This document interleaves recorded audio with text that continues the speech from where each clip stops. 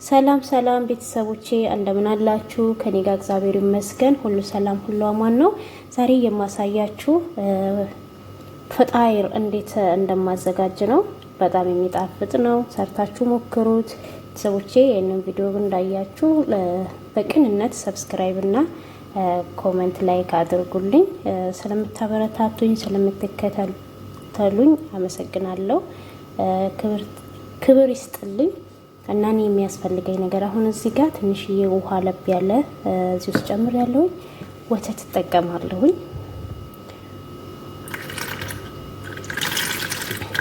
ያው ወተት ትንሽ ስለሆነ እናንተ በብርጭቆ ለክታችሁ መጨመር ትችላላችሁ። እኔ ግን እንደዚሁ መጠኑን ስላወቅኩት ለዛ ነው። ከዛን እዚህ ጋር ምን እጨምራለሁ? ጨው ጨምርበታለሁ።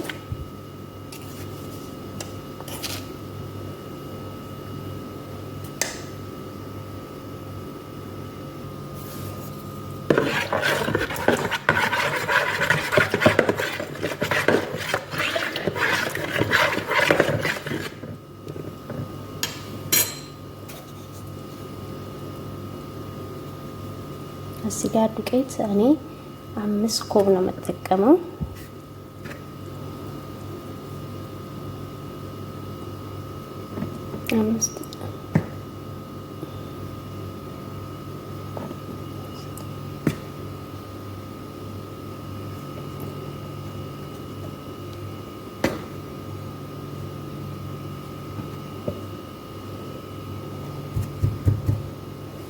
ከዛም በላው ላይ ደግሞ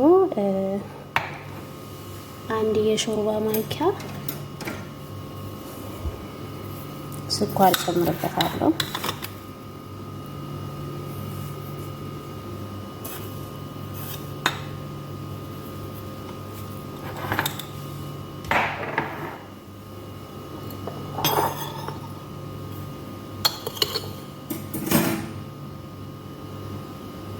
ካሜራ አንድ የሾርባ ማንኪያ ጨምርበታለሁ።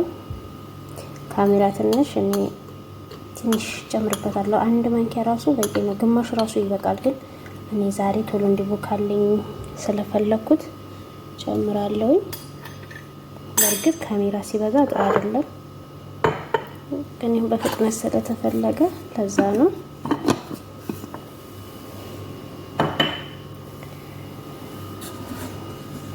በላው ላይ ትንሽ ዘይት እጨምራለሁ።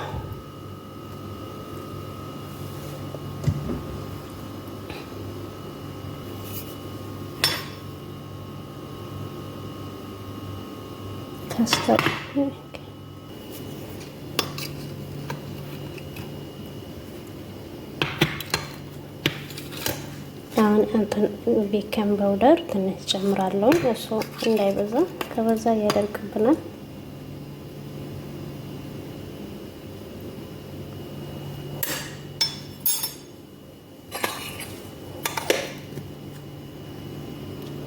አሁን ይሄንን ለ10 ደቂቃ ሶሪ እሽት ማድረግ አለብኝ በደንቡ።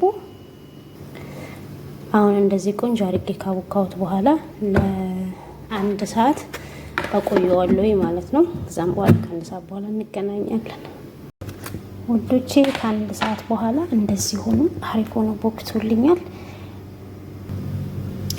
አሁን ትንሽ የዱቄት አደርግና እንደዚህ ነሰነስበትና ሊጡን ትንሽ ቀነስ አድርጌ ሳይበዛ ማለት ነው ዳመጥ አደርገዋለሁ።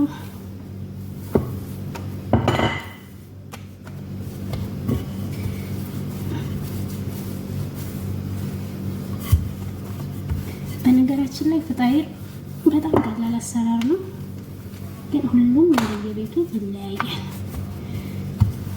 ዛሬ ግን እኔ የምሰራው ቤተሰብ በቅንነት ይህንን ቪዲዮ የምታዩ ሰብስክራይብ አድርጉኝ፣ አበረታቱ።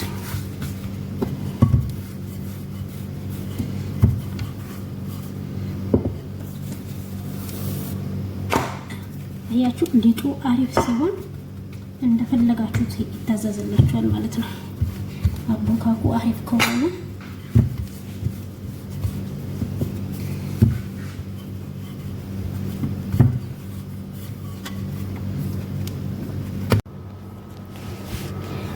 ውዶቼ እንደዚህ ካደረኩት በኋላ ሊጡን በላዩ ላይ የወይራ ዘይትና ዛተር ማለት ነው አደርግበታለሁ።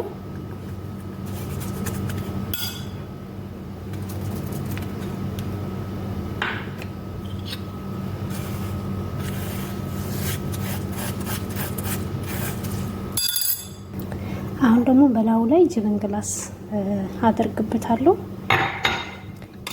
ይሁን ለመቅረጽ ስለማይመች ትንሽ ያስቸግራል። የእውነት ሰሩና ሞክሩት። እግዚአብሔርን በጣም ነው የሚጣፍጠው። በነገራችን ላይ ጅብኑ፣ ዘይቱ ምንድነው ይሄ ደግሞ ዛዕተር፣ የዛዕተርን ጣዕም የሚያውቅ እንግዲህ ይሄንን ምንድን ነበር አጣይር አለማድነቅ አይቻልም። በነገራችን ላይ ጣዕሙ ይለያል ማርያም። እና እንደዚህ አድርጌ ሁሉንም አዳርሼ ጠቅልሌ እንዴት እንደምቆርጡ አሳያችኋለሁ። ትንሽ ለመቅረጥ አልተመቸኝም። እንደዚህ ከስተካከልኩት በኋላ ማለት ነው ቀስ ብዬ በቅርጥ ቆርጠዋለሁ። ክር ካላችሁ በክርም ብትቆርጡት አሪፍ ነው፣ ጥሩ ይሆናል። አሁን ሊጡን እንደዚህ አድርጌ ጠቅልሌ ካሳመርኩት በኋላ እንትን ቀባዋለሁ። ብለው ላይ ትንሽዬ ወተት አደርግበታለሁ ድርቅ እንዳይል። እናንተ እንቁላል መጠቀም ትችላላችሁ፣ ዘይት መጠቀም ትችላላችሁ። እና ደግሞ ሮል እንደዚህ ከተቀለላችሁት በኋላ ሊጡን ማለት ነው በ3 ጣታችሁ ወደ ታይ ጫን አድርጉት። እንደዚህ አይነት ቅርጽ እንዲሰጣችሁ ማለት ነው። ሊጡ ደግሞ እንዳይወፍረባችሁ ሊጡን ቀነስ አድርጋችሁ ማሳሳት አለባችሁ ስትዳምጡት። ለምን እሱ ስለሚነፋ ይሄ ወተት ምናምን ያለው ሊጥ በጣም ነው የሚነፋውና ሊጡን ስትዳምጡ በስሱ አድርጋችሁ እየዳመጣችሁ ራሱ ከበዛባችሁ ምን ታደርጉታላችሁ? በቢላ ዙሪያውን ሊጡን መቀፈፍ አድርጎ ማንሳት። ከዛን አሪፍ ይሆናል ማለት ነው። የእውነት ስሩና ሞክሩት። በጣም ነው የሚጣፍጠው። ቤተሰብ ሰብስክራይብ፣ ላይክ፣ ኮሜንት እያደረጋችሁ አበረታቱኝ ሲወዳችሁ።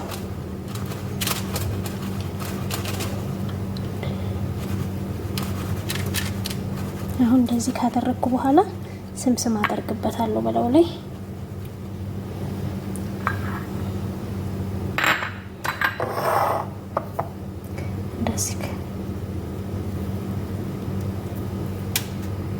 አሁን እንደዚህ አድርጌ ጨርሻለሁኝ። በ130 ዲግሪ ኦቭን ውስጥ ጨምራለሁ። ሲበስል ደግሞ እንገናኛለን ውዶቼ። ሌላም የምሰራው አለ፣ በዚሁ ላይ ቀጥዬ ያሳያችኋለሁ። እዚህ ጋር ሁለተኛው ጅብን ኬሪ ነው የምጠቀመው። ያው ጅብን ኬሪ ሁላችንም እናውቃለን፣ በአረብ ሀገር ያለ ነው። የቅድሙ ጅብን ግላስ ይባላል። በእንደዚህ አይነት መልኩ አንዱ 3 ቦታ አድርጌዋለሁ እና ተቀልለዋለሁ ማለት ነው። አያችሁት ውዶች፣ በስተመጨረሻ ይሄን የመሰለ አያችሁት እንዴት እንደሚያምር ሰርታችሁ ሞክሩት። አመሰግናለሁ።